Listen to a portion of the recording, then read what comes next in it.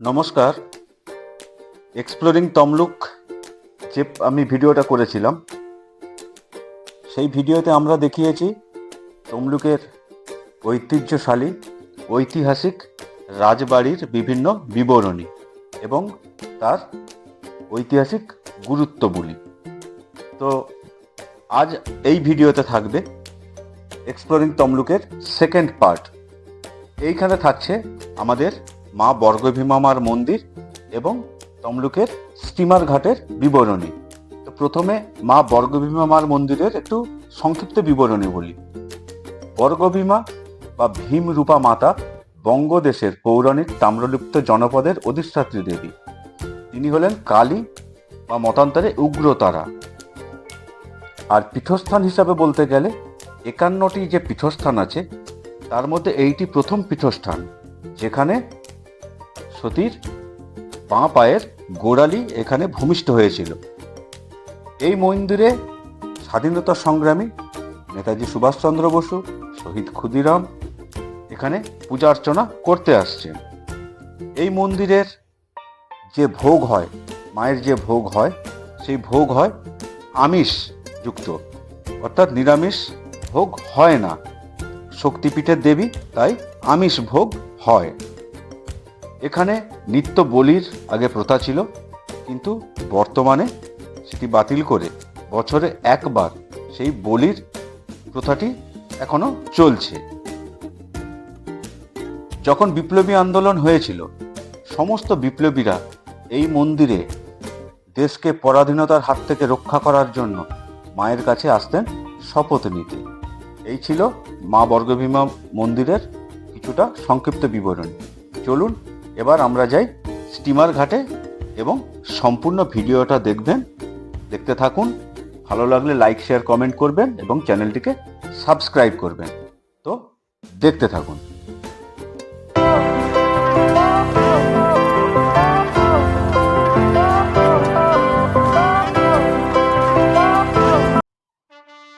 তো বর্তমানে দেখুন, তমলুক যারা ভ্রমণে আসবেন, আমরা সবাই আসি মা বর্গভীমা মার কাছে পুজো দিতে, আসি রাজবাড়ি দেখতে। তো আমরা এসছি এই মুহূর্তে অন্যতম আরেকটি আকর্ষণ, রূপনারায়ণ নদীর ধারে স্টিমার ঘাট। যদিও আমি দীর্ঘদিন আগে এখানে এসছিলাম, তখন নদী এইসব জায়গায় অব্দি নদী ছিল, এইসব জায়গা পর্যন্ত নদী ছিল। তো বর্তমানে নদীর অবস্থা দেখুন, নদী কত দূরে চলে গেছে। দেখুন দেখুন এখানে স্থানীয় একজনের কথা শুনে যে রাতের দিকে নাকি জল এইগুলোতে আসে, কিন্তু সেইভাবে আসে না। আগে নদী এই ধার অব্দি ছিল, এই যে ধার অব্দি নদীতে জল ছিল।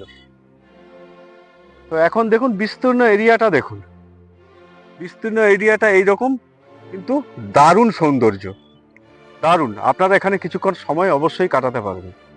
এখানে এই যে দেখুন দূরে দেখা যাচ্ছে সমস্ত কিছু কিছু স্ন্যাক্স জাতীয় জিনিস নিয়ে অনেক দোকানদার ভাইবৃন্দরা বসেছেন, বা কিছু কিছু শেড আছে বসার জন্য। তো সত্যি দারুণ, সময় কাটানো যেতেই পারে কিছুক্ষণের জন্য। তো যাচ্ছি আমরাও, দেখি কতটা যাওয়া যায়, নদীর ধার অব্দি যাওয়া যায় কিনা।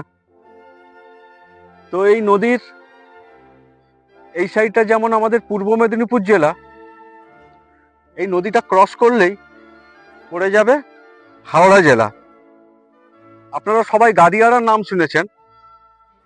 তো গাদিয়াড়াতে ক্রস করছে না এই বোটগুলো যাচ্ছে সোজা শ্যামপুর ঘাট। ওইখান থেকে গাদিয়াড়া অন্যতম আরেকটি টুরিস্ট স্পট, ওখানে আপনারা যেতে পারবেন। তো নদী পলি এখানে জমা করে করে কি সুন্দর মাঝে মাঝে এরকম ধরনের ড্রেনের মতো অংশ তৈরি করেছে, যেগুলিতে হয়তো যখন জোয়ারের জল আসে এইগুলোতে জলগুলো ওভারফ্লো হয়। তো যাচ্ছি নদীর দিকে, চলুন যাওয়া যাক। দেখুন রাস্তাটা দেখুন, আমার পেছনটা দেখুন, রাস্তাটা দেখুন, দারুণ দারুণ ভালো লাগছে। নিরিবিলি, একদম নিরিবিলি। অনেক সাধারণ মানুষ যারা এপার ওপার করেন, তারা যাচ্ছেন বোট ধরতে, এবং আমরা যাচ্ছি দর্শন করতে। দেখুন রাস্তাটা দেখুন, সামনে আমি দেখাচ্ছি। এই দেখুন ওই যে দূরে কজন দাঁড়িয়ে আছে, ওইখান থেকেই বোটগুলো ছাড়ে। আর এই যে এই গাছগুলি, এগুলো সব হোগলা গাছ, এগুলো সব হোগলা গাছের জঙ্গল। আর এরকম ভূমিরূপ হয়ে গেছে, এটা নদীর সঙ্গে কানেক্টেড। জোয়ারের সময় এগুলো দিয়েই জল আসে।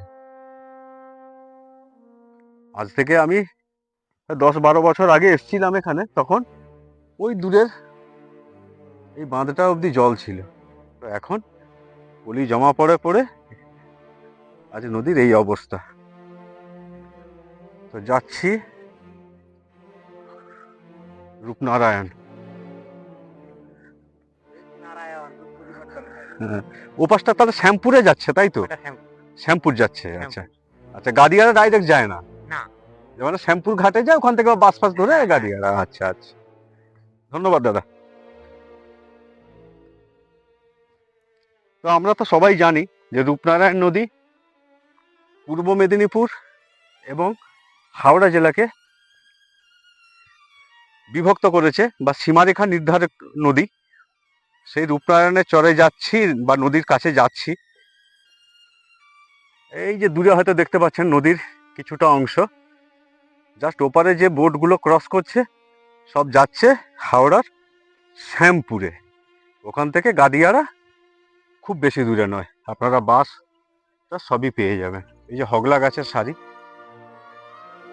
চলুন নদীর ধারে গিয়ে দেখা হচ্ছে, যাওয়া যাক।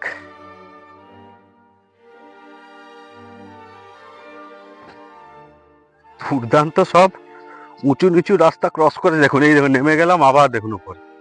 এইভাবে আমরা চলছি। দেখুন রূপনারায়ণ নদীর কিছুটা কাছে এসছি। এবার দূর থেকে দেখতে পাচ্ছেন কিনা বলতে পারছি না, আমিও রোদে। এই দেখুন রূপনারায়ণের অংশ দেখা যাচ্ছে, আমরাও এগিয়ে চলছি। দারুণ, এখান থেকে ভিউটা দেখুন। বিস্তীর্ণ চর, বিস্তীর্ণ চর। এসব জায়গা চড়া পড়ে গেছে, চড়া পড়ে নদী অনেক দূরে চলে গেছে। তমলুক আর পূর্বের তাম্রলিপ্ত, তো একটা আমাদের পূর্বে তো বন্দর শহর ছিল, যেটা শোনা কথা যে আমাদের বর্গভীমার মন্দির আছেন, ঠিক ওর পাশ দিয়েই এই নদী একসময় প্রবাহিত হয়ে গেছে। তো বর্তমানে এখন তমলুক শহর থেকে কিছু অনেকটা দূরে নদী চলে গেছে। এই দেখুন এইটাই হচ্ছে মেন একটা খাড়ির মতো হয়ে গেছে, জোয়ার এলে এখানে খাড়ি দিয়েই জল এখানে প্রবেশ করে।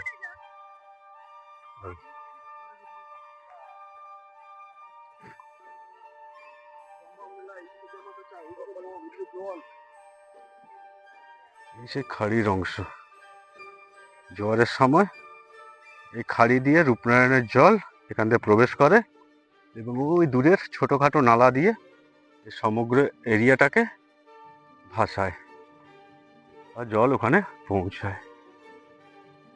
এই যে দূরে রূপনারায়ণ নদী, দেখুন। আর একটু কাছে যাই, আরো ভালো লাগবে। চলুন আর একটু কাছে যাই, তারপর ওখানে দেখা হচ্ছে।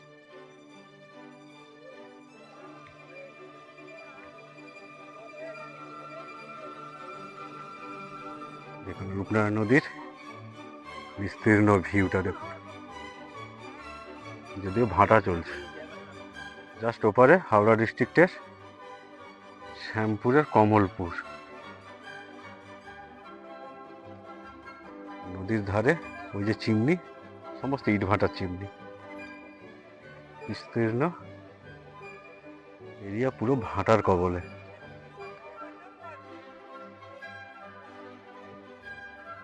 দারুণ একটি পিকনিক স্পট হতেই পারে।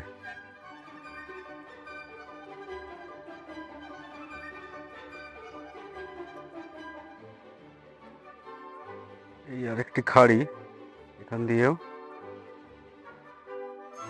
ছোট ধারায় জল নদীর দিকে টানা হয়ে যাচ্ছে।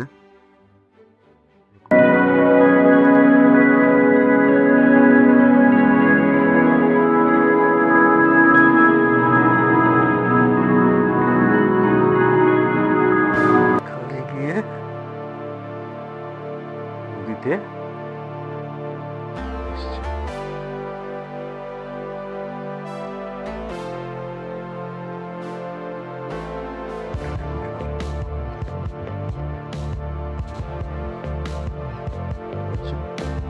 View.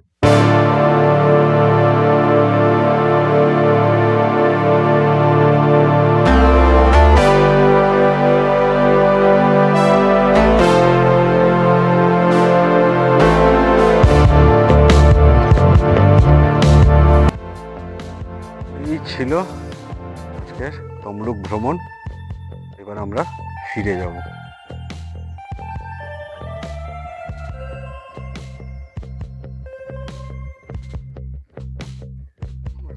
নদী কিরকম ক্ষয়েছে,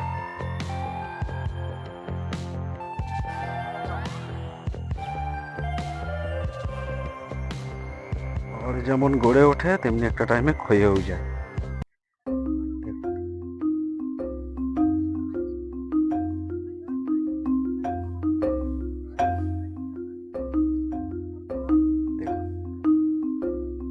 ক্ষয়িষ্ণু পাহাড়,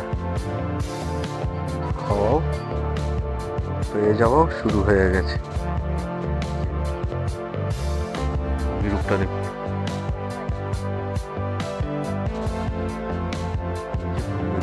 পাহাড়ে ক্ষয়ে ক্ষয়ে দুর্দান্ত একটা ভূমিরূপের সৃষ্টি হয়ে গেছে। দুর্দান্ত ভূমিরূপ। আজকের প্রাচীন তাম্রলিপ্ত শহর অর্থাৎ তমলুক শহর আজ আমরা এক্সপ্লোর করলাম। আমাদের তো খুবই ভালো লাগলো।